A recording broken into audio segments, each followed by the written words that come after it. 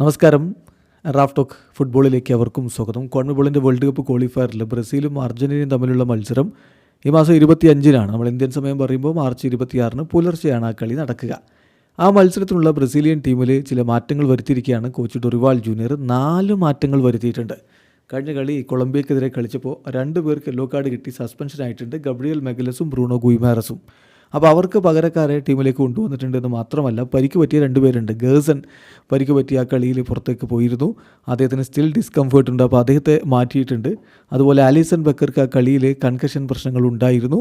ഇപ്പോൾ അദ്ദേഹം ഓക്കെയാണ്, പക്ഷേ പ്രോട്ടോകോൾ പ്രകാരം അദ്ദേഹത്തിന് 5 ദിവസം കളിക്കാൻ കഴിയില്ല. അപ്പോൾ അതുകൊണ്ട് ഈ മത്സരം അദ്ദേഹം കളിക്കുന്നില്ല. അപ്പോൾ അദ്ദേഹത്തിന് പകരം ഒരു ഗോൾ കീപ്പറേയും ടീമിലേക്ക് എടുത്തിട്ടുണ്ട്. 4 മാറ്റങ്ങൾ വരുത്തിയിരിക്കണം. ആരൊക്കെയാണെന്ന് നോക്കാം.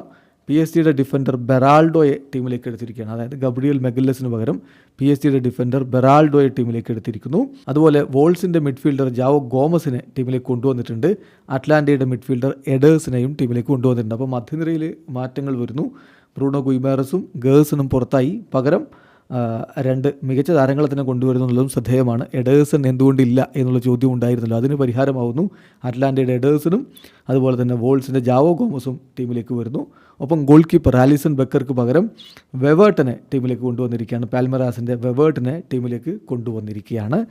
അപ്പോൾ ഇത് തീർച്ചയായിട്ടും ടീമിനെ ശക്തിപ്പെടുത്തുന്നു എന്നുള്ള ഒരു തോന്നലാണ് ആരാധകർക്കുണ്ടാവുക. ഇതിൽ ഗേഴ്സിൻ്റെ കാര്യത്തിൽ സ്റ്റിൽ അദ്ദേഹത്തിന് പെയിനുണ്ട്, ലെഫ്റ്റ് തൈയുടെ പുറകു വശത്ത് അദ്ദേഹത്തിന് പെയിനുണ്ട്. ആലിസിൻ്റെ കാര്യത്തിൽ ഹെഡ് ഇഞ്ചുറി ഉണ്ടായിരുന്നു.